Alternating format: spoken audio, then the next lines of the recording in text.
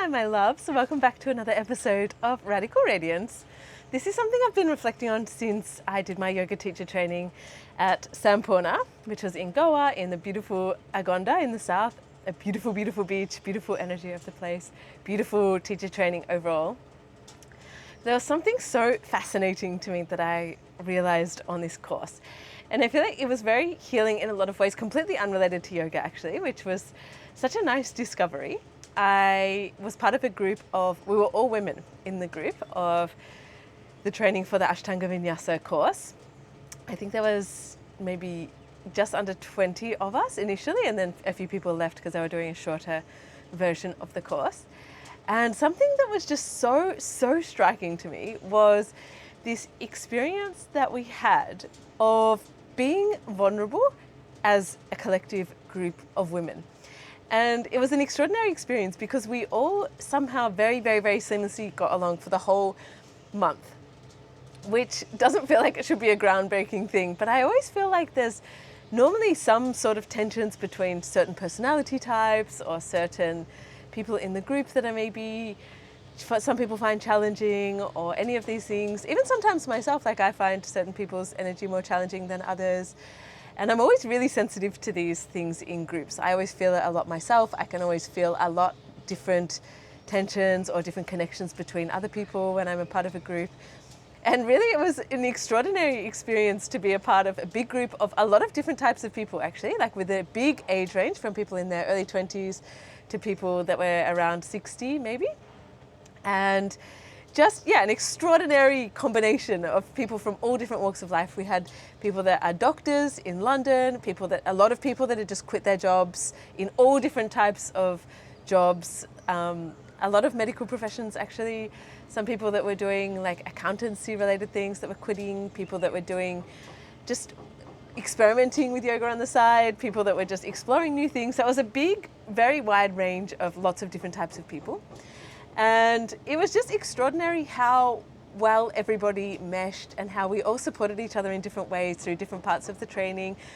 Different people found completely different things about it challenging and not, and we were all able to really support each other in the most beautiful ways with a lot of vulnerability.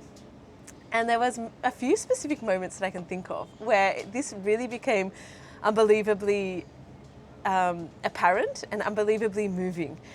And of course, part of this was due to the facilitators. We had extraordinarily beautiful teachers that held the space so profoundly, safely, and with a lot of love and a lot of compassion and a lot of warmth, and really let us all explore these things as a group and within our own beings as well, which is so lovely. And the first Saturday that we were there together, the morning yoga on the Saturday was a partner yoga. So we all rocked up for this having absolutely no idea what to expect. And I think we all just thought like, oh, it's going to be something more chill because we'd been doing Ashtanga in the mornings previously. And, you know, partner yoga, like maybe it would be like a lot of balancing things and, so kind of supporting each other. And nobody was expecting it to be just an incredibly emotionally moving morning, which it was in such a profound way. And we got in there and we started off with like a meditation, I think. We were all sitting in a circle. It was a really beautiful meditation. It started off with some like gentle moving around the room, partner exercises, and like connecting with different people in the group. And we'd only known each other for a week at this point. So there was still some shyness. There was still some just wanting to keep certain parts of ourselves hidden maybe, or wanting to, not quite feeling safe to let all of our guard down maybe, or I'm not exactly sure, but there was still a sense of that, I think, and even within my own self as well. And so the first exercises were kind of about moving around the room, dancing, there was music on, like kind of intuitively moving, and then stopping to connect with another person and then connecting with them in a specific way. So in one moment we did like an eye gazing exercise where we were gazing without looking anywhere else into the other person's eyes, and that's always very profoundly moving, I find. And other ones where we were like holding each other, like hugging each other. Other ones where there was a combination of eye gazing and hugging. And at this point, people had started getting emotional already. There was some few tears. There was some vulnerability showing, and it continued in that vein for the whole rest of the morning actually. So there was lots of other exercises that we did where we got to really rely on each other for support. There was kind of a yoga pattern where we all had our arms around each other in a big circle, and then we're doing like specific yoga moves, like kind of coming down and going up and crouching down, where you would really have to like counterbalance with the people next to you to be able to do it at all.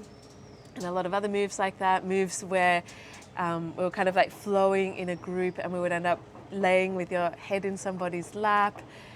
Ones where we were laying on the ground holding hands, and there was this like kind of heartbeat squeeze going around the group that we would have to pass on to like the next hand once we felt it, which was such a beautiful exercise. And then at the end, there was something that so this was building up slowly. And it was just the music, the playlist was perfectly curated. There was just slowly peeling back these layers throughout the course of, I think it was an hour or two we were in this class for. And so it started gently, right? It started gently with the meditation.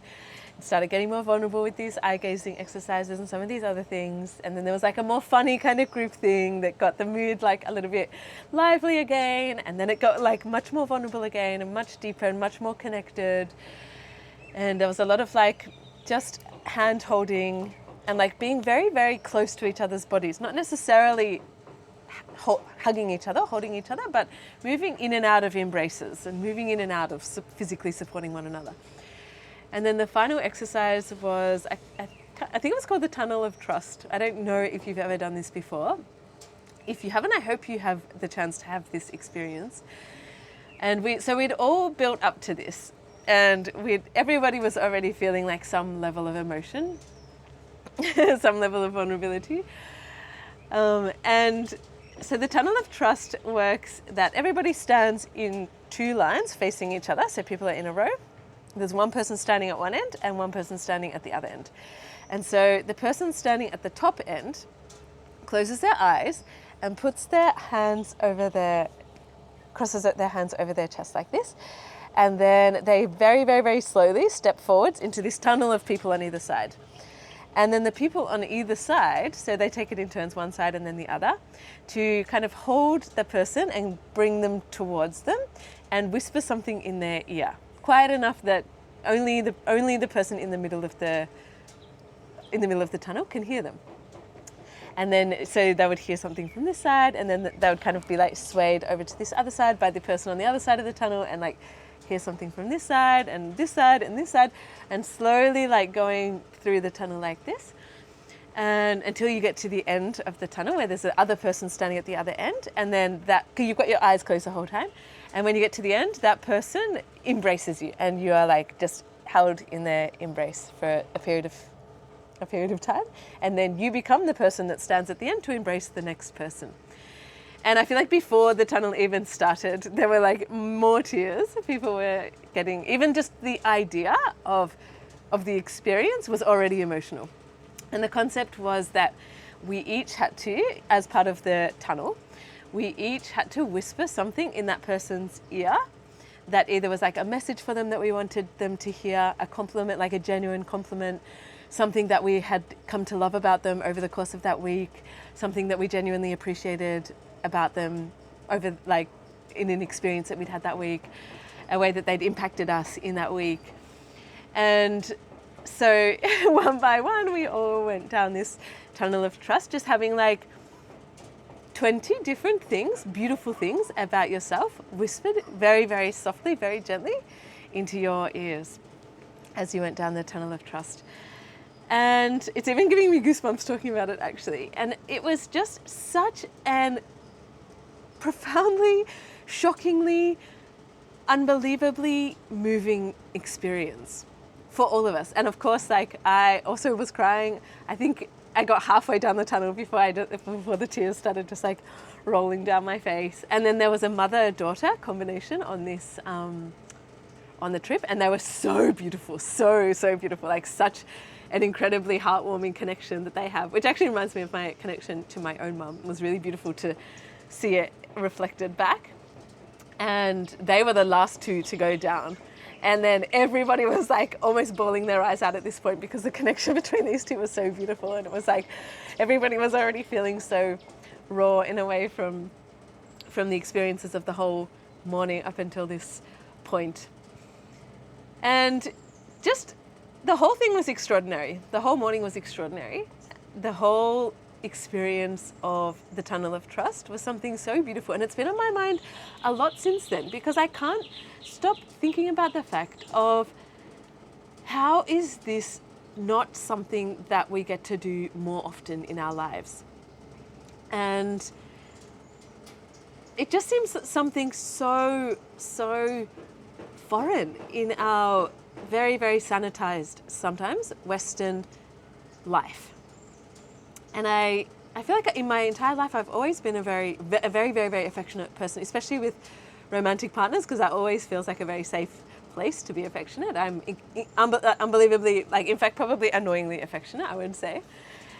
But in my life growing up in Melbourne, I always wanted to express my love for people physically with affection, but didn't often feel either comfortable or safe to do so, because either it would be potentially misinterpreted, or because I didn't know how the other person would receive it, or because I just didn't feel comfortable enough in my own self to receive it. And then somehow that kind of translates to just closing down expression in general, I would say, where it requires lots of different things to really express things vulnerably. It requires you to be vulnerable in your own self, to say how you actually feel about somebody. And it requires vulnerability on the other person's behalf to accept a compliment graciously, because it just doesn't feel that nice when you genuinely want to compliment somebody and they just brush it off instead of actually accepting it as a compliment and appreciating and integrating it as part of themselves. And there's been a few instances in my life where this pattern has really been shaken to its core and transformed, actually. Very, very, very transformational moments. One of which I remember, and growing up in a family, so there's 4 of us kids. I'm the eldest of 4, 2 brothers and 2 sisters, and my parents.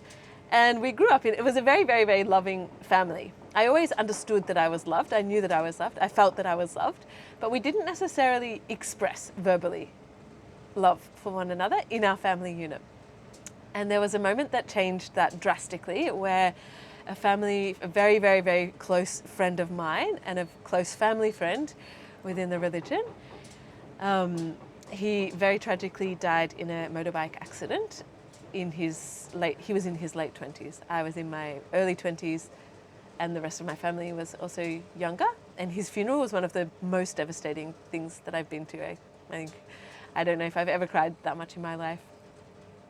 And the whole family were there, my whole family were there, and somehow something shifted that day within our entire family unit.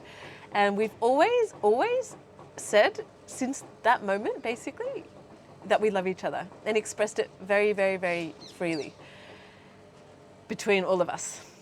And that's a moment, it was a life-changing moment, because it changed everything. And even just something far more recent than that is having an experience here in India, and I'm getting to experience this vicariously anew through my younger brother, because this is something I think I discovered a long time ago, but things just become normal when you live in a kind of traveling lifestyle and you get to experience different cultures and be immersed in different cultures. But recently, last week, actually a week ago, my youngest brother, who's in Oroville with me at the moment, fell off his scooter.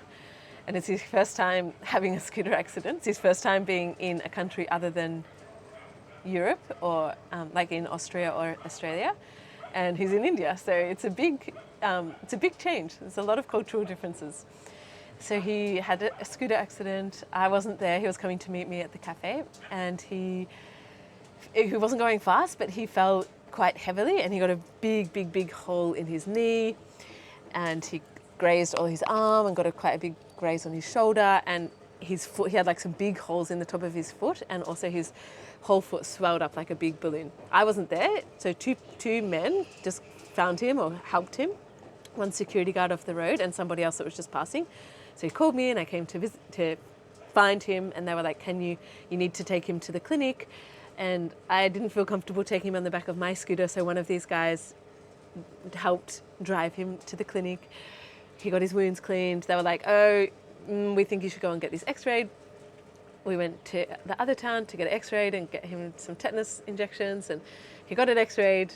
Turns out he had a compound fracture in his 5th metatarsal. So we were like, oh, now what do we do? So they were like, oh, go to this other hospital. And the hospital was like, oh, yeah, like, let's see if we have to do surgery.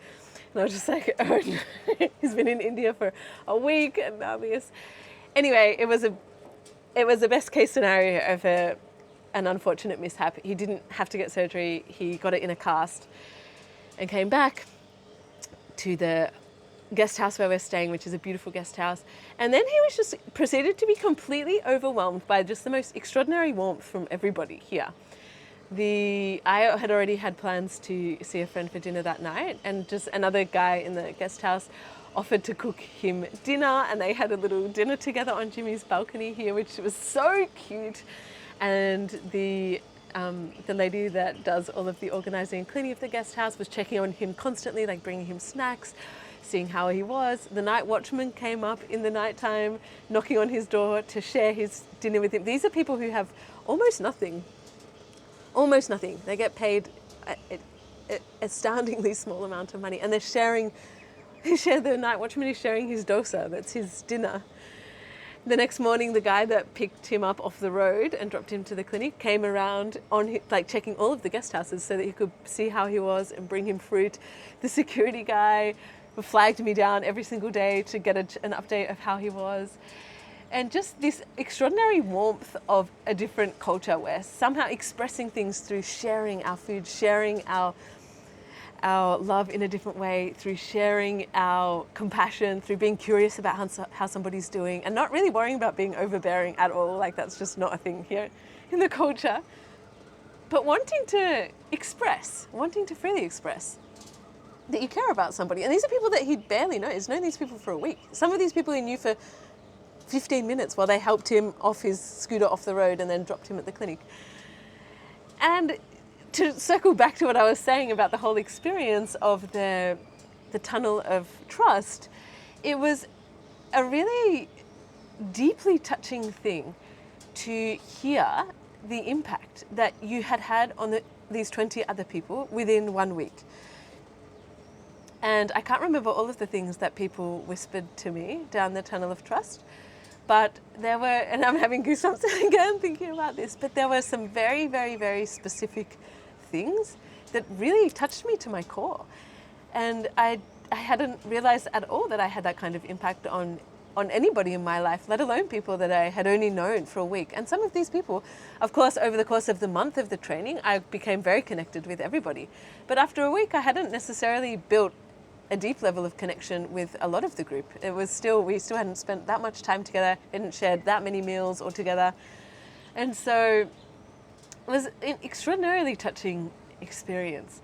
And it was such a beautiful reminder that why would we ever keep these things inside? Do you know what I mean? Like, why would we ever not share the impact that somebody has had on our life? Why would we ever not share the fact that somebody had touched us in a specific way, or that somebody had made us realize something that we hadn't realized before, or caused us to think about something that we hadn't thought about in a specific way before, or that even just that to see somebody's smile makes our day brighter, or that the way that somebody dresses delights us, or the tone of voice that somebody uses when they say good morning to us is something that gives us like a thrill in our being. Do you know what I mean? And it's such a beautiful practice, I think, to start expressing these things more and to learn to be vulnerable enough to share them, because it also requires a certain level of sensitivity to even notice these things in the first place, where sometimes we're just moving through our lives in such a rush that we don't even get a chance to notice how somebody makes us feel. And not necessarily in a cursory way, but how does it feel to be in somebody's presence inside of our being? How does it feel in my heart space to have a coffee with one of these women and to look into their eyes and to share parts of my story with them and to have them see me in a certain way? How does it feel to practice yoga next to the same person every morning and to feel their energy every morning and to appreciate the impact that they have in your being, the whole yoga practice. There was one girl that we did Ashtanga next to each other. It was not really in the first week actually, but we fell into a rhythm of this, and it was we were in such a rhythm in our morning practice, in the way that we were breathing, in the way that we had this synchronicity of our movement. And it was an extraordinary thing to share. And I think about her every morning now when I do my practice. And to be able to say to her, like, I miss you. I wish you were here with me. You are still here next to me in spirit. I miss the sound of your breathing. I miss the feeling of it feeling. I love that feeling of how it felt to practice yoga next to you.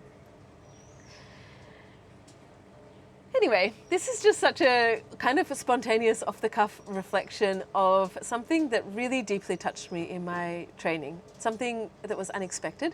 We had a few other moments like this where we did these practices that ended up just being very, very, very deeply touching, deeply beautiful, deeply vulnerable, deeply just unique. There was another one actually at the end, and this one was different in a different way, where we were in a circle and each person had to go into the circle, and then the group was much smaller at this point because people had left, and so we were even closer, and this was at the end, so we'd spent a lot more time together. So we were in a group. This was after some other kind of class that we'd already done, so we were all kind of feeling warmed up and a little bit giggly and a little bit connected. And we were sitting in a circle, and one by one we had to go into the circle, sit in the middle with our eyes closed, and then the outer circle of people just had to, without any kind of prompting or rhythm or taking it in turns or anything, we all just had to speak into the circle compliments to that person, things that we loved about them. And it could be so minute details, like sometimes the compliment was just like, I love your skin, like your skin is glowing. I love the color of your hair. I love that we always get coffee together after the class every single morning. Or, so of course some of them were just like funny, like giggly things like that. And then some of them were like very, very, very deep personal sharings about intimate moments that we'd shared with those people, or vulnerable things that we'd shared with them, or moments of real vulnerability where we'd supported one another and felt supported by the other person, or what that person's energy really felt like that whole course and how it had impacted you. And this experience of like sitting while people say delightful things to you for 2 minutes, I don't think I've ever experienced that before in my life. And it really makes me wonder, like, why don't we do these things more? Like, it was almost like sitting in a shower, like a sun shower of just delight, where you're just like accepting and embracing lovely things that people are saying about you. And just, it does feel a little bit self-conscious. It does feel a little bit like almost cringy in a way, where you're like, ugh, like, really? Like, you think that? You think that? You thought that? You felt that? Really? Anyway, in my own life, I've taken these experiences, as beautiful and as lovely and as wonderful as they were, and I'm just gently transforming them into a practice of expressing things when they come to my mind of people. Whether this is just the instinct to send my mum a message and tell her that I love her, which I do all the time, like multiple times throughout the day normally, or whether it's an instinct to express just out of the blue a moment of gratitude for somebody, where I send them a message just saying thank you, like thank you for the way that you've inspired me to do this thing. Thank you for the way that I just did this thing and I experienced it differently now because of how you changed me and how I feel differently about this thing now. Thank you for making me see life in a different way. Thank you for sharing your light with the world. Thank you for inspiring me and everybody else. I love to take photos of things that remind me of people, flowers especially, nature especially, and just send them unprompted to people. To express gratitude so much to the night watchman here and the Mira, the lady that does all of our cleaning, and she cooks us breakfast, and buying little gifts, like just showering people as much as possible with gestures of appreciation and love, and sharing my cookies with people when I buy them, buying little cakes or buying little incense sticks for people. Because it really made me realize, like, why not just hugely amplify the amount of warmth that we're sharing to the world? because we need so much more of it. We're so starved of it, of affection, of touch, of embraces, of just loving touch gestures that are only are just to express appreciation. Verbal gestures, any kind of love, any kind of compliments, anything coming deeply from the heart. So if you are in a group of friends, I invite you to try this tunnel of trust thing, or just the circle of compliments thing. It's such an extraordinary thing to experience. And if you aren't in that, or you can't facilitate that, give yourself a shower of beautiful compliments. Give somebody else in your life a shower of beautiful compliments. Call your friend and tell her, just be silent for the next 2 minutes, and I just want to tell you everything that I love about you for the next 2 minutes. Call your mum and do that. Call your brother, your dad. Call your best friend. Call your partner. Make a ceremony with your partner and just sit them down. Cook them a beautiful meal. Sit them down and tell them to close their eyes. Or maybe embrace them. Maybe they can lay in your lap. And just tell them everything that you love about them. Everything that you appreciate about them. Such a nice thing to just add more sparkles like this. More warmth. More love. Why not? Why not? And on that note, I love you all for being here. Thank you for listening to this episode, if you did. And I love you.